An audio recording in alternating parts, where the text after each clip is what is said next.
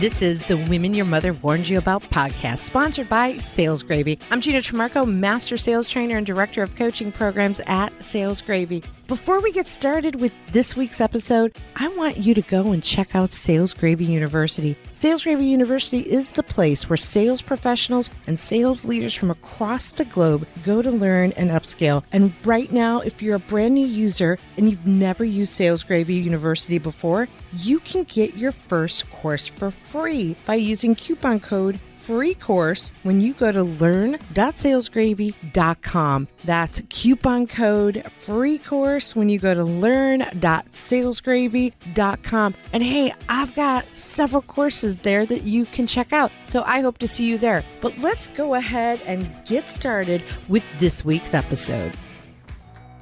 Check. Got good shit to share today. That's all I'm going to say. Got good shit. Got a lot of, I'm looking forward to a rogue episode. Oh my gosh, you got good shit. I like it when you got good shit. I don't think I've ever heard you say you got good shit. Oh, I did. I said it in my recruitment episode. Not that I've listened back to myself very much or anything. What are you drinking there?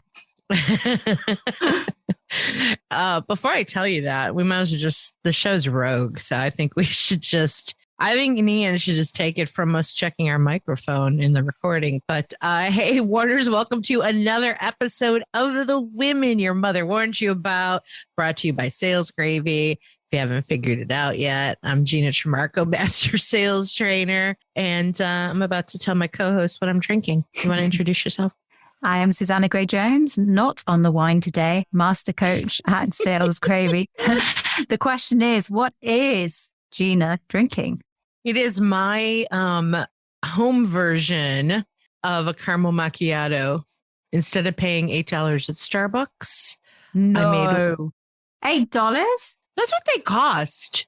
$8. And my stepson makes fun of me on spending my money. Actually, now they're making fun of me going to Dunkin' Donuts.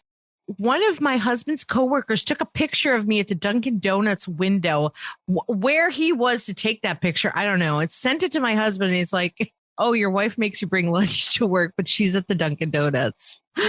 That's so funny. I think, with the whole price of Starbucks over there, and this is something that I need to be really careful of, because $8 to me, that's just like £8, but you forget that actually $8 is less than £8. And sometimes when I'm trying to price up deals for Sales Gravy, I'm thinking in pounds, and that's dangerous because actually, it's less in dollars. So I need to up that. Here's another sticker shock. Rotisserie chicken at one of the grocery stores. I was putting it in my basket without thinking about it, because every now and then I'll buy a rotisserie chicken. And for some reason, I happen to look at the price. $12 American for a rotisserie chicken. That's awful. That's awful.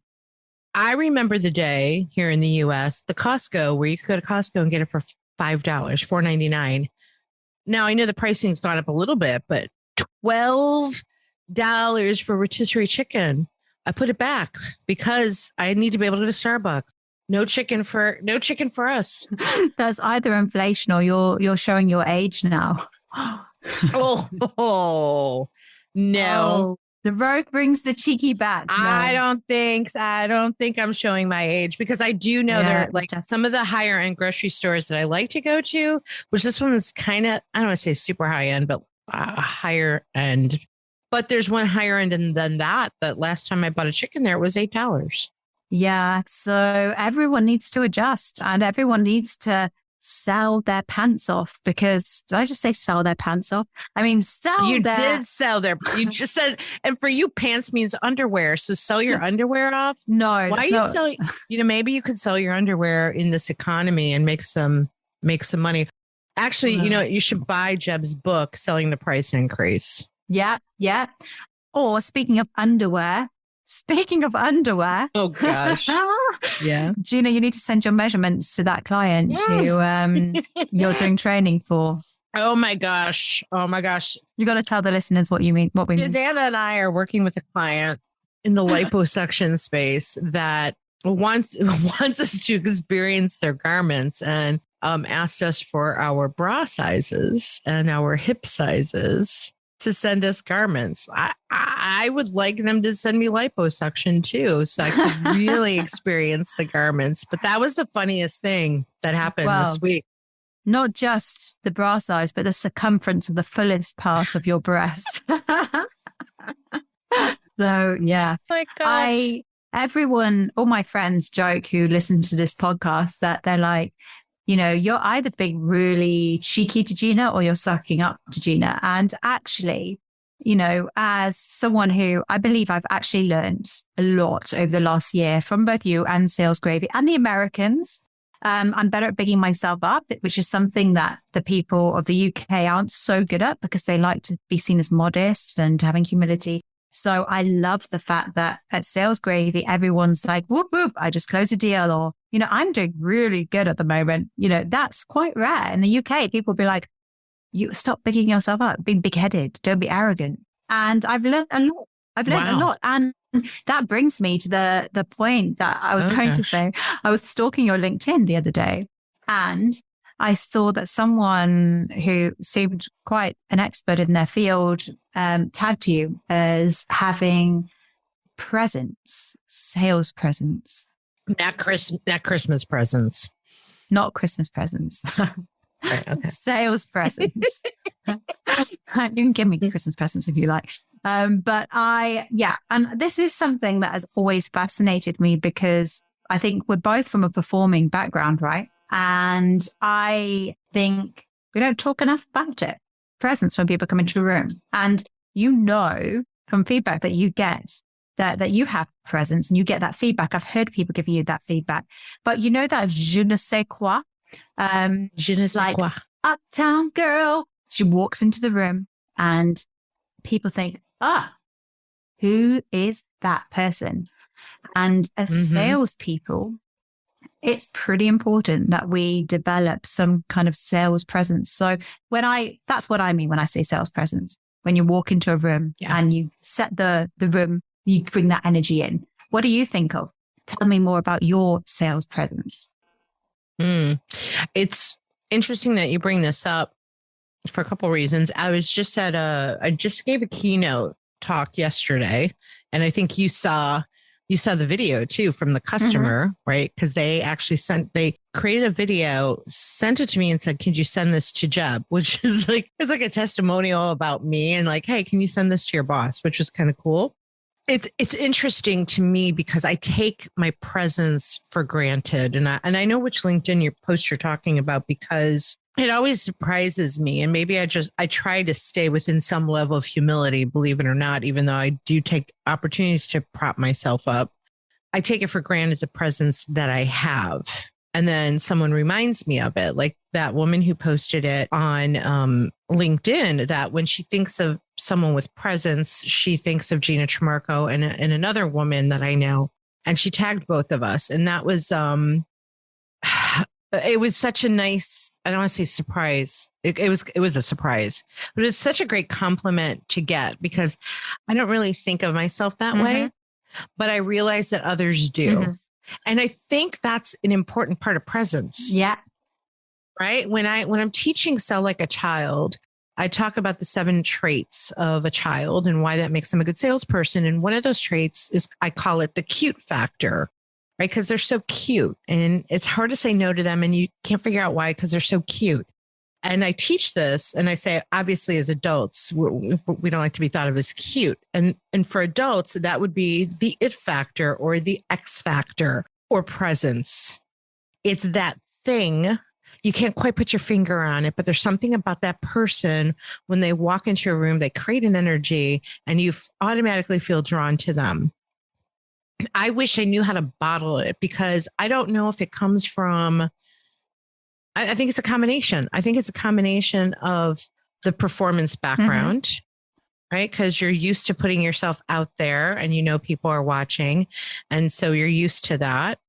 I think it's a combination of that and some level of confidence, which is also interesting because I was on a prospecting call yesterday and they were asking specifically what we were doing at Outbound for women for women in sales. They want to come to Outbound. They want to bring a lot of women.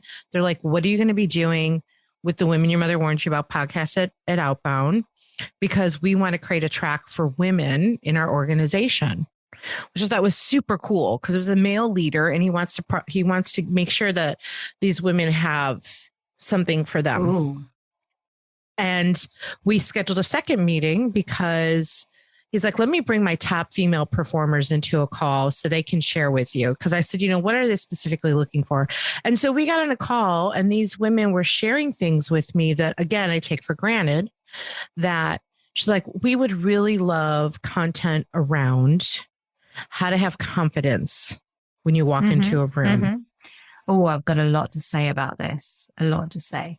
What do you have to say about it? Let's talk about it, because I forget about how important this is about having confidence. So now we preach it all the time. We teach it all the time. We teach, have assertive confidence, but we don't necessarily teach how to have confidence. So what are your thoughts on that? I think there is so much to say on it, but I think having tried this from a very early age, because like you, I've been more at an early stage. I was on the stage, right? So I was also someone who always tried to be a bit cooler than I was. And we changed schools a lot growing up. We went around to lots of different schools. And some people say that's why I'm in sales. I like meeting new people. We never stayed in one place. I've always been up and down traveling. So one of the things that I used to do when I went to a new school was try and fake it. So someone used to always say, if you stand up straight and you act like you own it, then people will believe it. Now, there's truth in that, but it went wrong for me when I used to try it. So what I used to do, I used to walk in. Now, now if you look at me now and I walk in and I've got my head up like this and I've got this posh accent, people think, yeah, she's a bit stuck up. She's a bit of a bitch, right? And I got that feedback from someone and I literally didn't realize it until I caught myself in the mirror and I'm like, I've got to stop walking in like I own the place because it's not giving the right message. It's slightly aggressive. So what I was doing was I was faking it to the point that I wasn't myself anymore.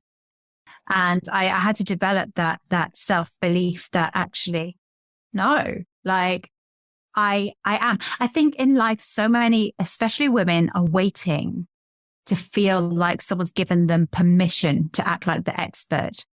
But the point is that you've got to give yourself that permission. And I learned that growing up. You've got to say to yourself, no, I am an expert, and find ways to give yourself that permission to walk in with that confidence. So I think you can try and fake it up to a point, but with that, you have to give yourself permission to believe that you are the expert, because no one's going to hand it. If you keep waiting for someone to give it to you, it ain't going to happen. I agree. And you faked it till you made it to some point, and then you realized you weren't yourself anymore. So what would you drill that down to of how you got better at it and how you improved your confidence?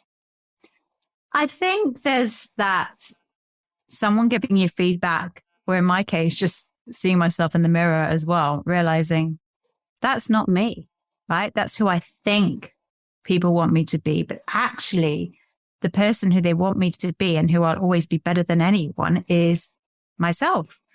For me, there was that element of, and we all know this, we all know, you probably, we work together over the years of our relationship. I'll probably hear people say things about you. Haven't yet, don't worry.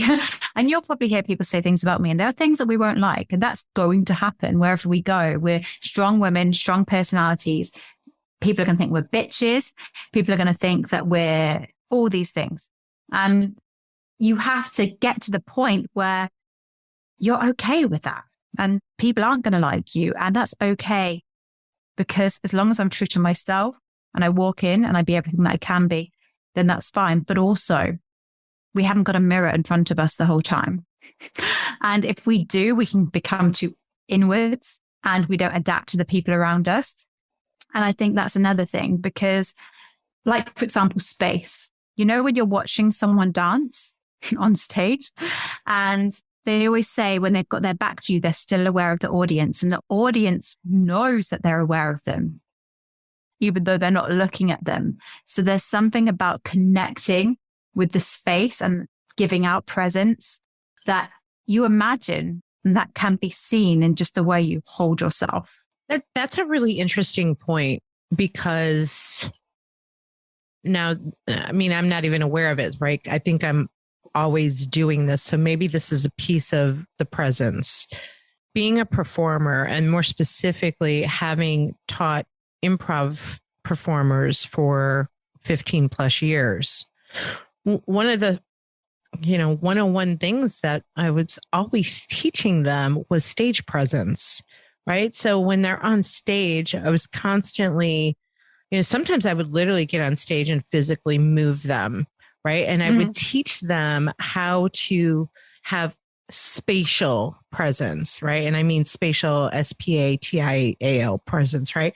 How do we look at, I want you to stand on stage and I want you in your peripheral vision, think about the audience, right? Can the audience see you well enough, right? Because the seating is different, right? If you're in the center seating, you're going to get the best view. If you're on the side, right? So I'm always was like repositioning them physically to teach them, when you're standing on this part of the stage, realize that on this side of the audience, they may not see you. So you're going to have to cheat your body. And I would physically move them to cheat their bodies. So I think from years and years of that practice, I think maybe when I physically enter a room, I'm always in that mindset of, okay, where am I standing? Right. I'm not actually thinking it consciously, but it's just ingrained in me to be aware that people are watching me. Even giving a keynote yesterday, I never stand at a podium ever, because it's just not dynamic enough for me, for the audience, in my opinion. If I stand in that one space, I'm afraid that they're going to get bored. But if I have movement, they have to be on their toes to pay attention. And I'm really doing it for them more than I'm doing it for me. Yeah. I'm just thinking back to when we used to send teachers out to school in teaching recruitment. School called us up one day and they said, we don't want this teacher back because she keeps finger wagging at the kids. So I, as the recruiter, had to call up the teacher and say, hey, I'm really sorry, but you were using what they perceived to be threatening body language to the pupils. It's just like, I would never do that. I would never do that. She was completely unaware. Yeah. We're not aware of how we come across all the time. And it's just like what you just said about people are always watching us and noticing us, right?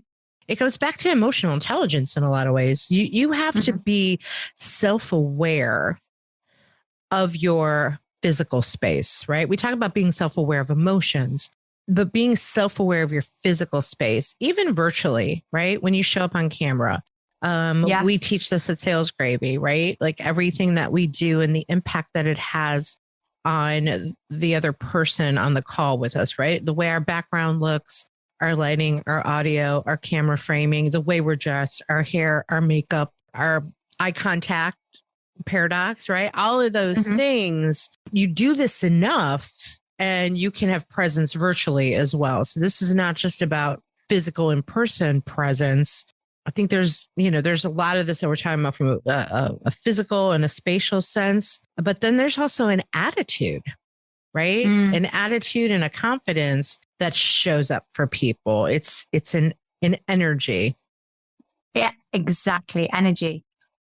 That's the word I was looking for.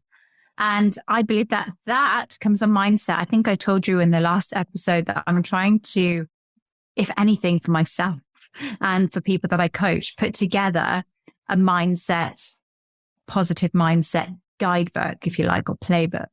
And there are so many things that we can do. We can't change people's mindset. But, the other morning I woke up and I opened my eyes and I was like, oh man, I hate it when my husband leaves the shirt on the floor. But I then flipped the script and thought, this is just a reminder that I have a lovely husband and he wears really good clothes. And suddenly I woke up and thought, I've told myself a better story, right? I had told myself a more positive story. And the more that we can do that and get into the habit of recognizing the stories that we tell ourselves, which are negative, it creates a more positive energy, and energy is infectious, right? And I do think it is possible. I really do think it's possible to at least try to change mindsets. I think if part of the problem with a negative mindset is that people think that they can never change it, or get told that, they can never change it. But there are ways, I think, definitely. Mm-hmm. I like to. And then it comes to the energy. Yeah, I think the energy is a big piece of it.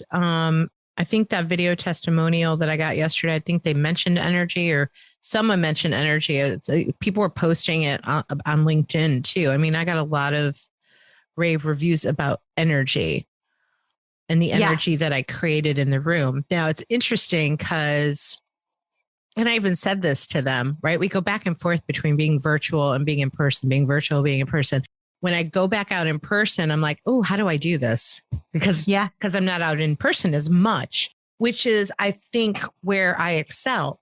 It hit me. I was like, oh, I can pull things out of my little trick bag for things I do in person. So I do something called the dance party. And I was like, literally 5 minutes before I'm about to speak, I'm like, why am I not doing a dance party? I should be doing a dance party, because I capitalized in the moment, leveraged the moment. This group hired a DJ who was playing music to pump up the energy of the room, which is so much what we did when I owned a theater, because, you enter our theater and there's like, fun music playing to create an energy before the show starts. And so they had a DJ, and the DJ says to me at the beginning, he's like, what song would you like to come up to? I was like, ooh, I get a walk-on song. This is exciting. I love having a walk-on song. And so he had this high energy music, and there are 130. What was the song first? What was the song? Oh, the song I played for me? Yeah. Demi Lovato's Confidence. Ironic. Nice. Ironic. We're talking about confidence. That's a walk-on song I like to use. So I said, Demi Lovato Confidence, can you pull that up? So he did. And then 5 minutes before I went on, I'm like, I'm totally going to do a dance party.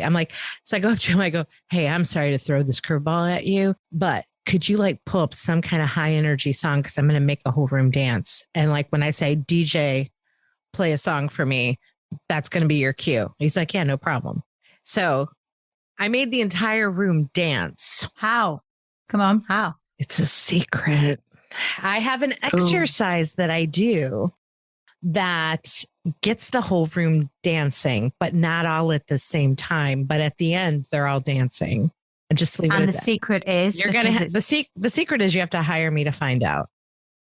But I'm gonna get this out of your outbound. I'm gonna get this out of your outbound. I want to get Jeb to do this at outbound, and I don't think he would go for it. But I last year wanted to suggest it to him because I think it's such a fun exercise. And I've never done the exercise with as many people are going to be at outbound, which would be so fun.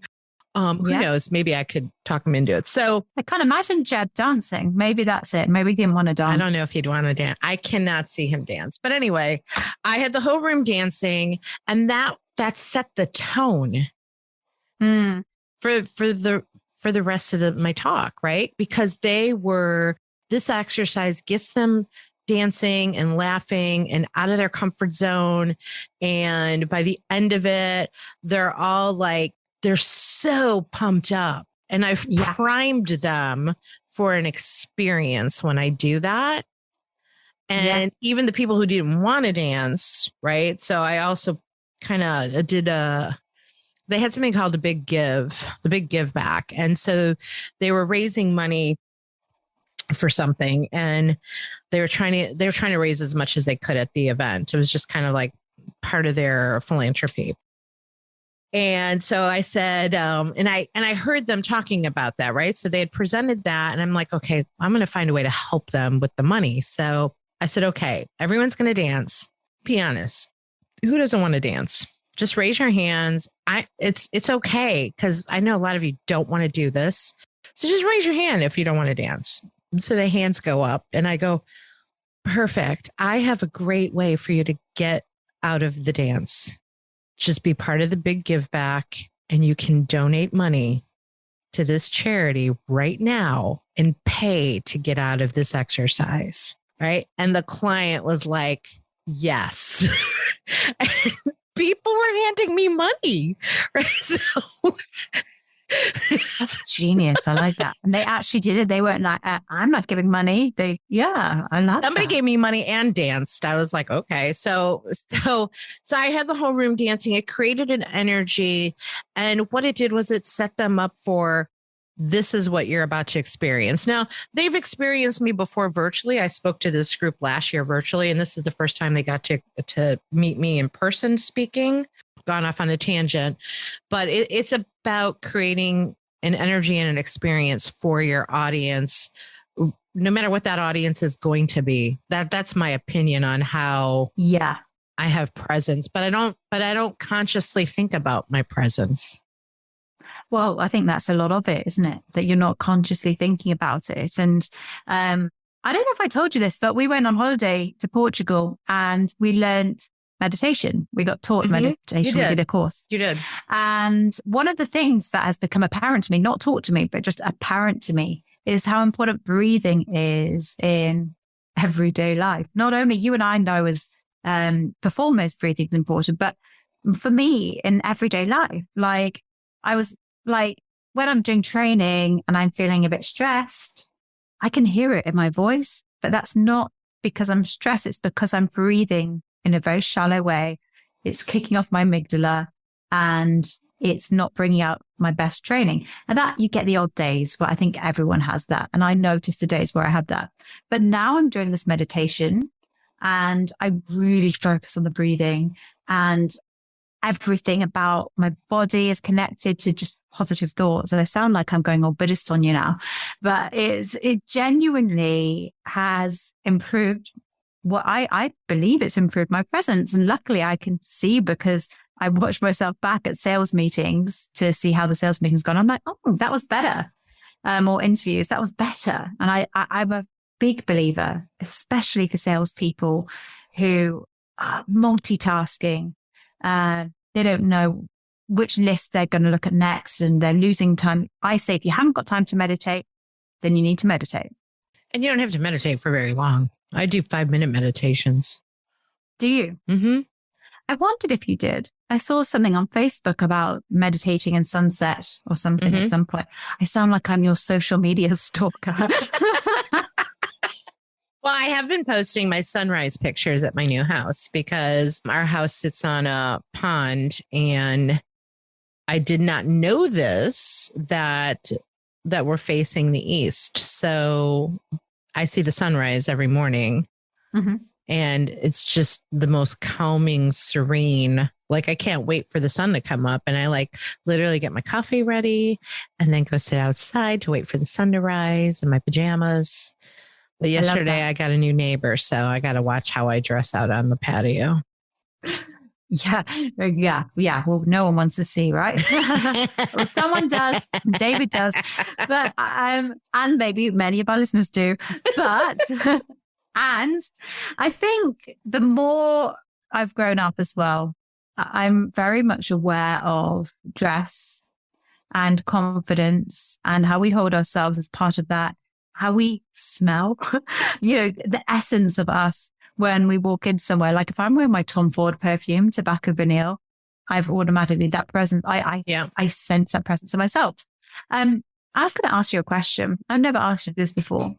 So I think arguably one of the things that Gina Tramarco brings presence with is her red hair. So was that a conscious thing? Was that like a branding thing, the red hair? No. I mean, obviously it's natural, right? Yeah, it is. It was not a conscious choice from a branding perspective, but it became part of my brand because I've had the same hairdresser for quite some time, and we, played with different colors with my hair, nothing severe, right? So I'm a brunette, technically. But one day she started using this red and it just seemed to work really well. I mean, now seasonally, I'll change a little bit, maybe do blonde highlights on top of the red, but this color has worked really well for me that I've left it like this. And then it became part of my brand where people kept referencing, we got it. Like even yesterday when I was at that, just right before I spoke, they're like, oh, we got a redhead. And so now it's just part of my brand. Like I'm not going to give up the redhead thing because it works. No, you're never allowed to give it up. It's great. It's great. I love red hair.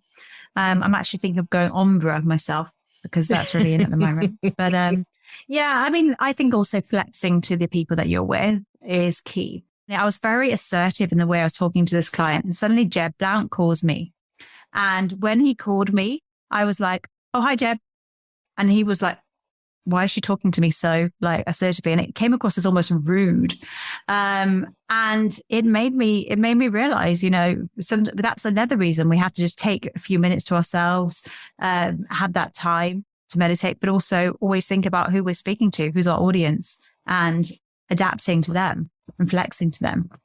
Yeah, 100%. Like I knew the group that I was going to be talking to yesterday, as a group, everybody was in sales. It was the real estate industry. There's just they have a certain type of personality compared to other, like salespeople in general are one type of personality, but then you take salespeople in different industries and those are different personalities. And then if you're talking to leadership, those are different personalities. Yeah. And I connect this all back to performing and knowing your audience, right? Especially as improv performers, and I please don't be upset with me for you professionally trained actors versus improv comics.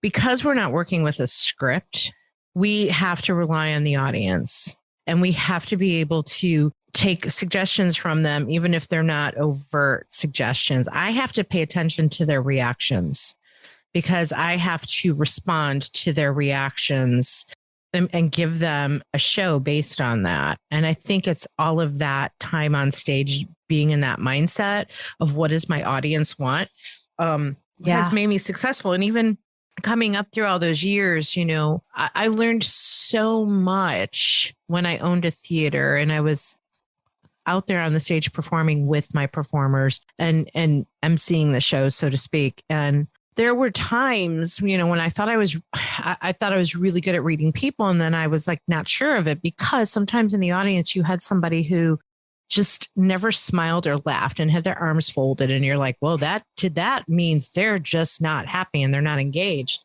And that's what we've been taught, through body language and things like that. But the reality is, do not rely 100% on that. Like, 90% of the time that will mean they're closed off and not interested, but you cannot always judge a book by its cover. So you have to stay open-minded or in the yes and mindset, like we like to say, because what I learned from that is so often the way somebody shows up is not, you can, again, go back. You can't judge a book by its cover. That's the best way I can say it, because a lot of times after a show, that one person who had their arms crossed and wasn't laughing, they come out and all of a sudden they're smiling and they're like, that was such a great show. Mm-hmm. And you're like, thank you. And your inside voice is like, I wish you would have told your face that, right? Because they never showed it. And so you got to realize that not everybody shows everything, and do not make a final decision on someone that you just met. Yeah. Which is why it's so important to build these relationships. And then when you understand your audience, then you know how to deliver to them. Yeah. Have you ever had that surprise when you've been speaking to someone or in a sales call where you've thought their face says that they are just not interested, and then they'll give you the best feedback ever? Yeah. There's something about the English people, your people. I had a client who, it was really hard for me to read him. I wasn't sure if he liked me. Like, he said yes to the deal. I trained his team, and it took me like almost the entire 5 or 6 weeks of working with them for me to feel like he liked me, because I didn't quite get his personality, right? Because it's this kind of English personality that I don't know how to put it. He just acted like he didn't like me. And then I realized standoffish, kind of standoffish, but kind of like what I refer to. This is kind of like an American, maybe Chicago-ish term of like busting my chops. Like he was like busting my chops in his English attitude, which maybe if he didn't have an English accent, I would have taken it as he's really more like me. Because he had he had kind of a dry sense of humor. So, you have to spend time getting to know people and building relationships with them. And I had a random thought today in the shower, as I often do. By the way, hot water is great for creativity. There are studies on this.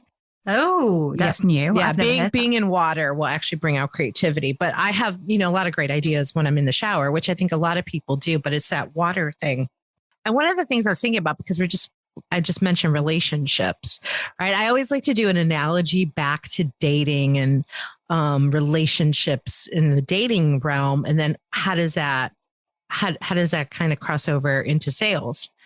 And I was thinking to myself, you talk about your mindset with your husband and the clothes on the floor. I'm like so grateful for my husband. And I'm so grateful every day. Yes, I'm in the honeymoon phase, but I have a feeling I'll be here for a while, because I'm just so grateful, because I've had so much bad luck until him. And so I am so grateful. And so I was thinking to myself, I'm like, I'm so happy I'm not out there anymore dating. God, that was just horrible. I'm so happy I don't got to be there anymore.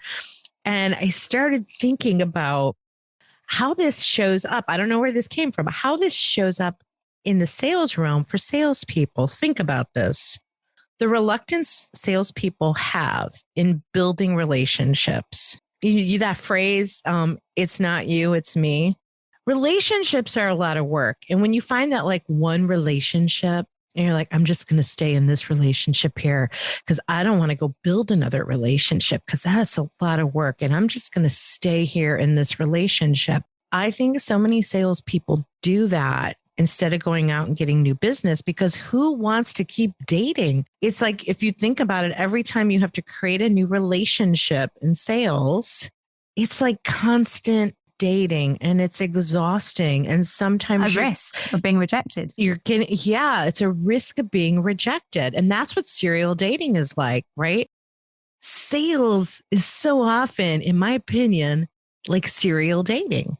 Yeah. Because you need a lot of relationships. You are not, the phrase I came up with in the shower, I'm like, sales monogamy. There's no monogamy in sales. You don't get to have monogamy because you would never survive with one relationship.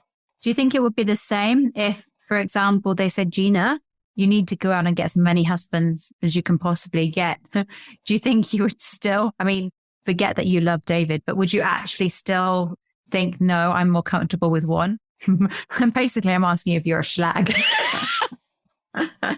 What's a schlag? A schlag. Do you not have a slag?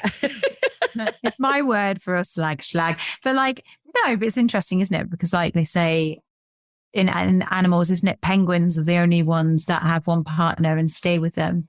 And there's something in that, isn't there? That are many people in relationships, because it's so much easier to go out and go into the dating world, that aren't right for them in the wrong relationships. Maybe. But I also, one thing that you said there that I really loved, and I think it comes back to the mindset again, which comes into presence, is about gratitude. And they say one of the biggest things in marriage and sales, I believe, is taking things for granted, taking existing clients for granted, taking husbands for granted, because it's there every day and you want it. I'm sure David won't mind me saying that you want him, but it's, it is. And having an attitude of gratitude is a big thing at the moment that people are talking about, but it's so, so important, especially in these new millennials who get things handed to them a lot on the plate. There's more of that now because things are so there for us. Tinder, let me just swipe right. That easy. There's another opportunity. that we do. We take things for granted a bit, and we're all guilty of it. And sometimes we just need to give ourselves a reminder, like you did in the shower. Oh my gosh, I'm so happy I'm not single anymore. And I think more people need to do that. Yeah. And I think when it comes to, that relationship, marriage or partnership, right? Having one partner is, my preference. Now there are some just to let everyone know, there are people I don't want to be in that serial dating thing. But more importantly, and not everybody has this, but most of us do, I think. I don't know. I didn't have it for a long time. Everything that I need in a relationship, I get from my husband. Imagine that from a sales perspective, right? Because it's counterintuitive in sales. Like, I can't get everything I need out of one client. I have to have multiple clients. Now, if I had that one client, and this is what happens sometimes, where you have that one really big client, and I'm coaching some clients on this who they're relying on one giant client, and I'm like, what happens when that one giant client goes away? What are you going to do? The eggs fall out of the basket. Mm-hmm. Now, in a marriage situation or partner, relationship situation in your personal life, I'm not going to go put other eggs in the basket in case something happens to David, because I can't even imagine that. But you cannot do that in sales. You have to, what did you call it? A schlag? No, it can be a slag. Schlag. How do you spell that? Well, it's actually the UK normal people call it slag, like SLAG. Do you not call that? No, what is someone that? who's a bit of someone who sleeps around, someone who dates a lot. Okay. But me and my friends, we thought we were a bit cool, and we said, she's a schlag. Okay. Well, I think in sales, you have to be a schlag. Yeah. You have to be a schlag. You have to have multiple relationships. Be a sales schlag. Yeah. Yeah. From presence to schlag. Yeah. Yeah. No, definitely. Having the presence, but kissing all the frogs and finding many a prince. Yes. You need many princes and princesses. Yeah. And I just love, one of the things I love about Jeb and his book, and why I keep listening to it, I was listening to it again today, is just the reminder of the pipeline and the desperation roller coaster. And if that pipeline isn't full, and the same with dating, because I've got friends who've been on a few bad dates and that pipeline is not full. You've got to keep dating. It is on and off. It is risky. So I think you can relate this to the dating scene, where you don't know which way it's going to go. But, obviously marriage is something more long term. But yeah. Still need to write the book. You still need to write the book. I know. But in the dating perspective, before I met David, right? You have those people like, just wait, and the right guy's gonna come around. I'm like, I'm not waiting. This is a sales game. This is a numbers game. I'm gonna keep dating until I find the guy. Yeah. And I had to go through a lot of horrible guys to get there. But it built up. It was such a great experience and such a great study on humans and myself, of literally, I talk about this too when it comes to like finding your ideal customer. Right? You have to go through a lot of bad customers then to realize what an ideal customer is as well. So you have to keep pushing and have the bad ones, fire them, get new ones. And again, that attitude of gratitude that you had throughout that process. I'm thankful for these bad ones because they're leading me to the good ones. Instead, that's a better story. You told yourself a better story than, all these. Do you know what? I've had people who've said to me, friends, but also people I've been coaching, saying, well, it's all very easy to say, isn't it?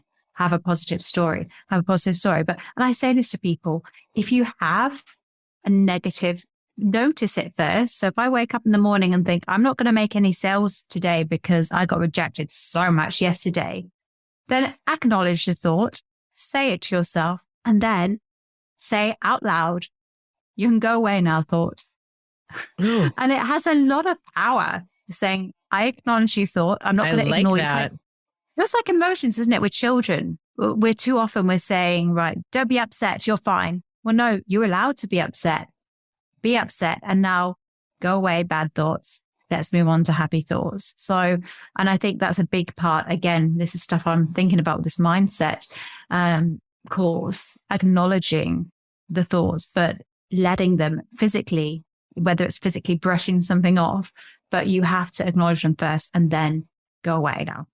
And I like that. That comes to presence as well. I like that. I like that. I've often talked about the pity party for one. Like, you can have a pity party for one, for yourself.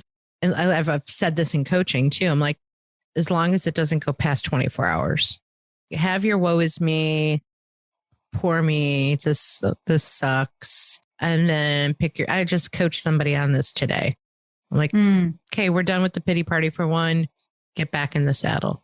Yes, I know exactly. We've done some co-coaching, and you've actually said to sales managers, if you've got teams who are negative, it's often a good idea to let it out. I'm going to let you let it out. Then we're going to move on, because if you let it absorb you and engulf you, then it will take over you. So yeah. Yeah. It's like letting a crying baby cry. Let the baby cry it out. But if you keep picking up the baby as it cries, what behavior are you reinforcing? Yeah. Right. It's okay to feel. It's okay to feel. It's okay to let the baby cry until it falls asleep by itself and let it self-soothe. I don't know. I'm not a mom. I just make this stuff up. No, you're right. It's like a sales therapy session. This. I love it. I love it. We've always talked about doing sales therapy. But are you going to give me my my questions today, even though it's just you, but you have a present, so you're not just you. I'll give you your questions, and then we got to wrap it up because I got to go teach a class. Yeah. So it's again, I'm going to ask you this time: quiz or truth? All right, truth. I hope I don't regret this. Okay. Well, I was going to do something. Shall I do this? Shall I do this? How salty is this? Nia might have to cut this. So you know the game. You know the game. Marry, shag, or dumb. Oh, right. I do know that game because we put Jeb through that on this show before you. Where on? Have you? You have to go find the episode. Mm-hmm. Well, Carrie wanted to kill us because we called it Marry, fuck, or something. I can't remember what we called. Well, mine's a bit more classy than that. Yes, exactly. Mine is hire, go for a date with, or fire. Hire, go for a date, or fire. Go for it. Okay, is that it? Okay. And these are all famous sales authors. Okay. Okay, so I have to say one of the three. You have to say, yeah, you got to put them into categories. So we have Mike Weinberg. Okay. Jeb Blount. Oh, God. And Anthony Iannarino. Oh, shit. Okay. So hire. My God, I'm blushing. Go on a date with, or fire. Well, the proverbial. So I just have to put them each in a category. Yeah. So go with your instinct.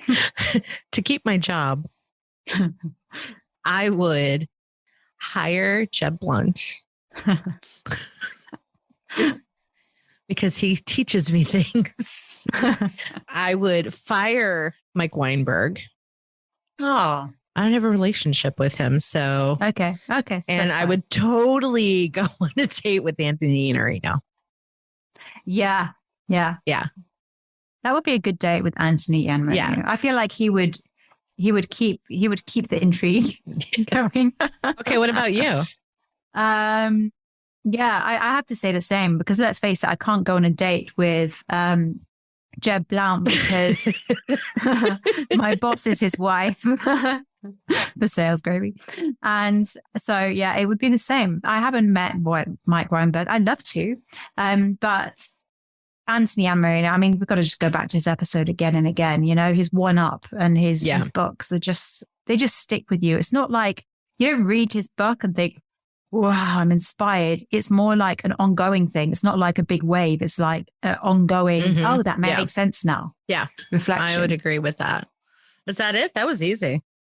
Yeah, I thought it was quite fun, actually. Okay. And again, you talk about sales presence. I didn't plan that. I think sometimes when you don't plan things, it's more fun. Oh, so yeah, I agree. Okay. Well, I like to improvise. Well, I think it's time for us to wrap up. And a couple things, listeners, before we go, you can still get your tickets to Outbound.